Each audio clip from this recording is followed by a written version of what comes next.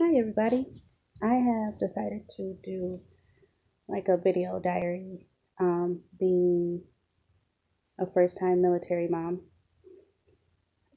Sometimes I'll be talking about what's happening. Um, I'll probably be doing other stuff. I have kids. So I'm going to try to do one every week. Um, Hopefully, it'll help first time military moms, um, or parents with my experiences. And for all you people that's already been through it, that's fine. Your experience is not going to be my experience, and my experience is not going to be your experience. But for the most part, hopefully, it runs along the same things. And if you have negative comments, please, please, please keep those to yourself because nobody needs that. Not at this time. No. So, let me start by saying that my child um, joined the National Guard, and we've been knowing for a while that he was going to um, participate. So his senior year was kind of rough just because he was a senior. We all know that. And then um, the fact that he was going away further away than, the college of his choice. So leading up to his departure, everything was okay. The last week before he left was hard on everybody because we're a real close family. And it was just hard on all of us. um, Hard on all of us, him leaving. He is the oldest of the children. So, and he was mom's partner in crime, my ride or die for the longest. So it was just hard. Um, my experience is that I got no real information from the military, none whatsoever. I really didn't communicate with anybody except the recruiter. And I personally feel like, these children, young adults are going straight from high school and are still learning the ways of the world. So there should be information shared with the parents. I can't. That's my. I didn't get a list of what he needed. I understand that there's a lot of things that are military issued um, for him. There's just a lot of stuff that I felt like they just only wanted to communicate with him. Yep, he's 18, but so what? He's still somebody's child. Um, because of Corona, I didn't get to see him swear in. I did not know that until the day of when I got to the place that he was supposed to swear in. Got there and got in the building, went through security, and was turned away. Um, I feel like that could have been handled differently. So that could have been like the parents could have went to a room. It could have been virtual. It could have been. I understand for security reasons. There's a lot of things couldn't happen, but the way it was just handled, and not to know until I got there that I could not see that.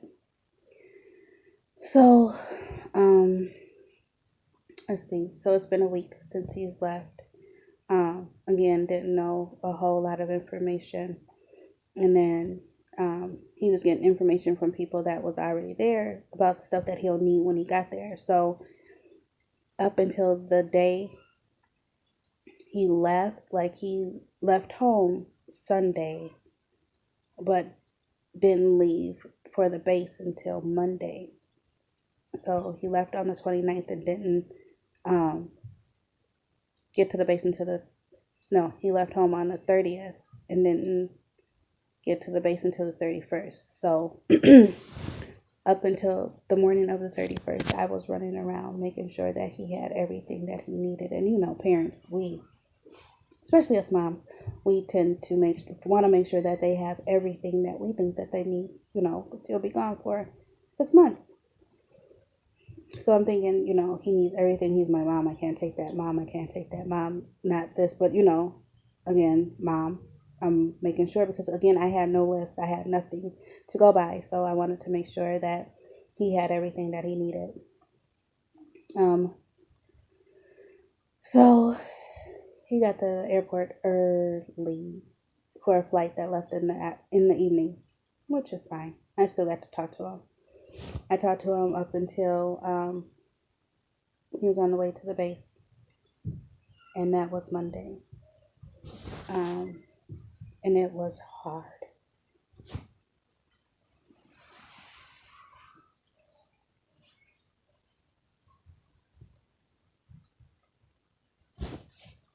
It was very hard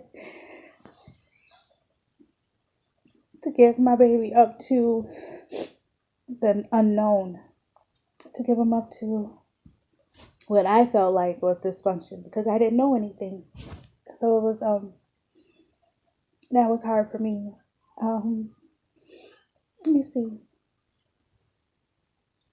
So I didn't hear from him Monday. I didn't hear from him again until Saturday. And I was texting my sister because my nephew was in the military. So I was texting her, asking her all types of questions. And I was at the house by myself. So I was texting her crying my eyes out. And then I seen his name pop up. And his name, I had to do a double take because I was like, is this really him?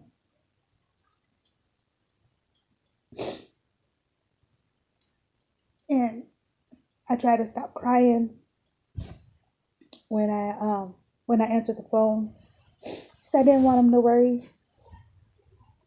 I didn't want him to, you know, I didn't want to put more stress on him than what he was already having. So I answered the phone as best as I could, and he said, it was going okay. He had a few rough times, but it was like, just keep pushing through. And I said, don't let nobody break you, and keep pushing forward. And he said, okay. And then I hear 30 seconds.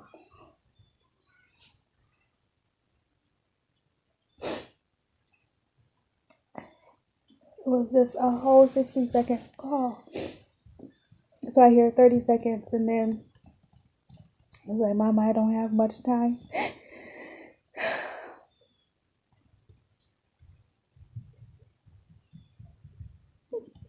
So, I tried to stay upbeat, but I paused. And he was like, Mom, are you okay? And I wasn't. I wasn't okay, but I said, yeah. And, it was hard to say bye. I don't know when I'm going to talk to him again. I don't. But my sister said just write as much as possible so he doesn't feel alone because they don't get much phone time. And so, I don't know. But it was really hard. It was really hard to say bye. This is my, you know, good kid. I'm not just saying that because, he's my child, but he is a good kid and this is something that he wants to do and he is determined to do. And I have to support him on that. And I am, but it is tough to keep going and to not know. But we'll get through it. We'll get through it and stay off the internet. That's my advice because I was on the internet trying to figure everything out, trying to, see like what's this and what is this like and what is that like. But there are some things that will make you want to go down there and get your child and end up in the barracks yourself. And I don't want to get arrested by military police, but the stuff on the internet is very scary. It's very, um, what's the word? Concerning, but everybody's experience is different. um So I'm going to try to do this every week. If it doesn't help you, that's okay. If it does help you, that's fine too. Um, it's it's helping me talk about it because I can't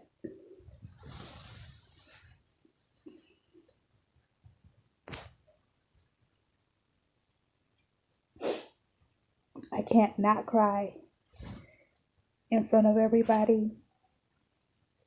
And mom's gotta be strong. So that's what I'm doing out there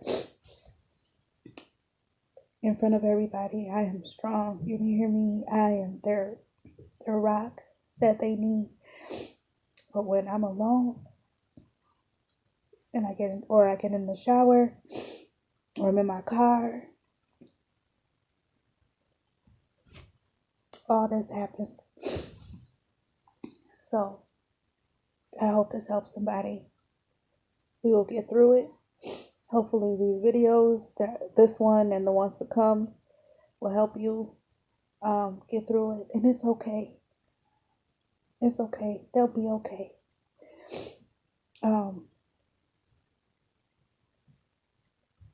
Lastly, my son has Philippians 4:13 tattooed on his arm. And it says, it's a scripture from the Bible. And it stands for, the scripture is saying that he can do all things through who gives him strength, to paraphrase it. So I am thinking about that every time I think about him, is that he is a strong person and he will get through this. We all will. All right, y'all. Stay strong and hold on and cherish each time you're able to talk to them, each letter. Hold on to the love. And it feels like they're not here. It feels like they're gone. But they're not. I don't know. It's a strange feeling. It is a very strange feeling. But we can do this. Somebody's at my door. One of the kids. One of the people. Have a good night.